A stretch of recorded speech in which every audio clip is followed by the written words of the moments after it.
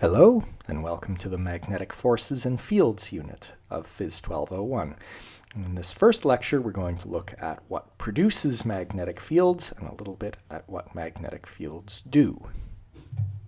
I'm going to introduce several very basic aspects of magnetism. You should have all seen this before, but I find many students come into this with some really serious misconceptions. So everything we call a magnet has two poles. And if you hang a magnet so that it's free to rotate, it'll align with one of those poles pointing north. So we label the poles north and south, or more precisely, we'll call them north-seeking and south-seeking. And a compass needle is a magnet. Now, what's going on is that it's interacting with the Earth, which is also a magnet. And you can observe that opposite poles attract and like poles repel. That property allows you to identify which pole is which on a magnet if you don't know which is which. So for example, this rare earth magnet is unlabeled. The red end of the compass needle is the north-seeking end. The black end is the south-seeking.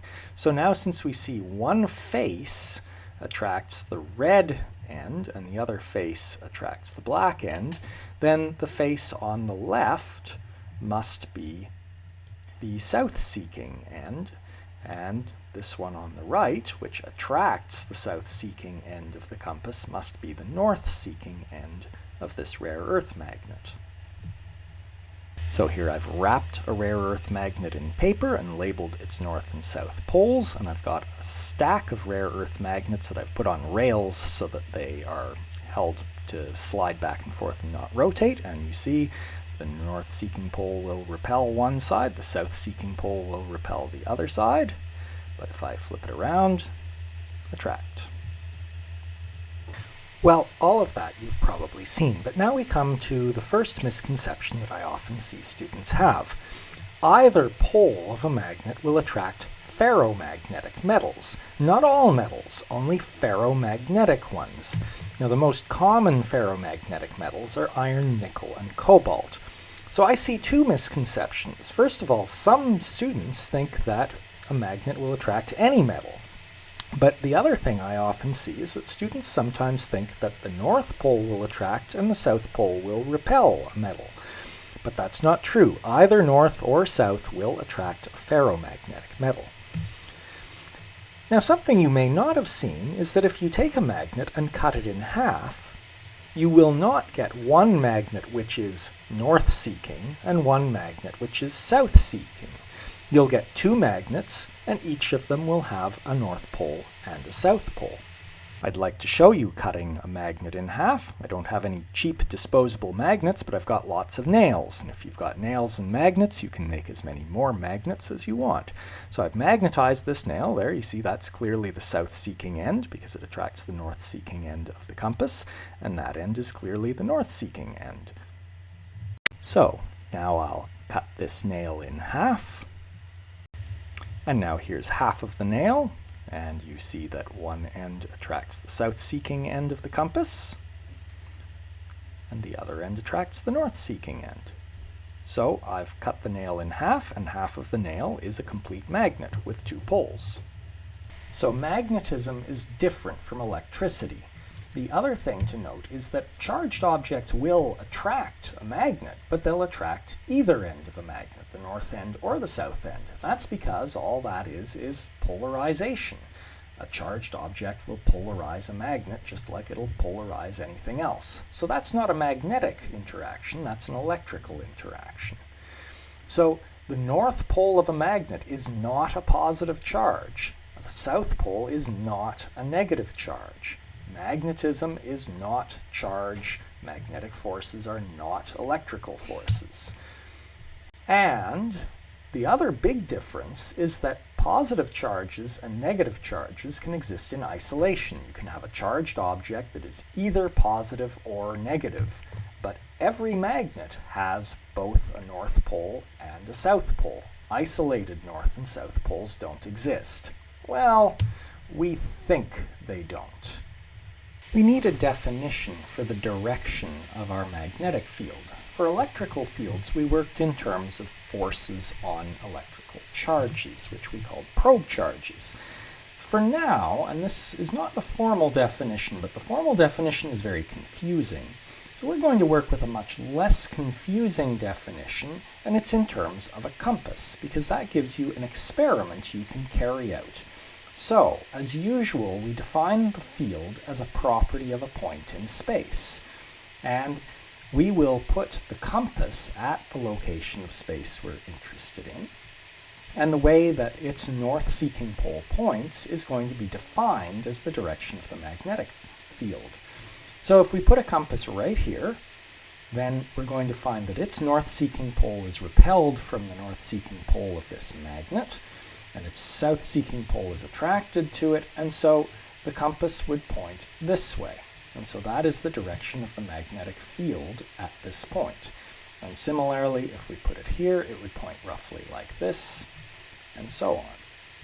If you put it near the other end, its north-seeking pole is attracted to the south pole of this magnet, and its north-seeking pole is repelled, and its south-seeking pole is repelled, so it would point that way. And if you continue, you would find that it does something like this. Now, if you were to disturb the compass anywhere in here close to the magnet, you would find that it quickly snaps back. But if you were to try that farther out, you would find that it rotates more slowly. That's our first hint that the magnetic field is weaker out at larger distances. But we will in the end have to define strength of a magnetic field in other ways. What I've just drawn are magnetic field vectors. Just as with electrical fields, instead of drawing field vectors, we can also draw field lines. So again, the field has to be tangent to the field line at every point. And where field lines are close together, that tells us that the field at that location is strong. And where they're far apart, the field there is weak. Before moving on to the main thing that we're going to talk about, which is magnetic fields produced by electrical currents, I do want to say one or two things about the Earth's magnetic field. So, of course, the reason a compass works is that the Earth itself can be thought of as a giant magnet. It has a magnetic field that it produces. And what produces it is electrical currents in the Earth's core. And while we understand the basic mechanism of this, the details are actually surprisingly poorly understood. In any case, if you think about what that means, that, the north-seeking pole of a compass points towards the North Pole of the Earth, but opposite poles attract. And so the magnetic pole near the North Geographical Pole must be a south-seeking magnetic pole. A little confusing at first, perhaps, but it makes sense if you think about it. But that's confusing enough that if you look around, you'll often find wrong diagrams. I found this wrong diagram on a course website at a university that will remain nameless.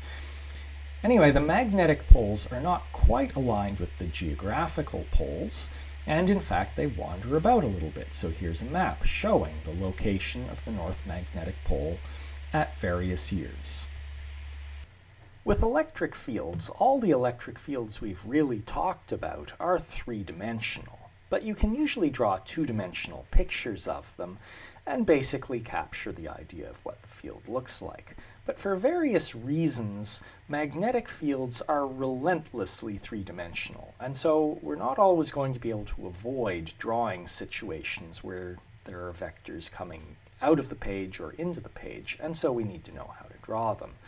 So here's a vector in the plane of the page, but when a vector is coming out of the page, we draw it this way.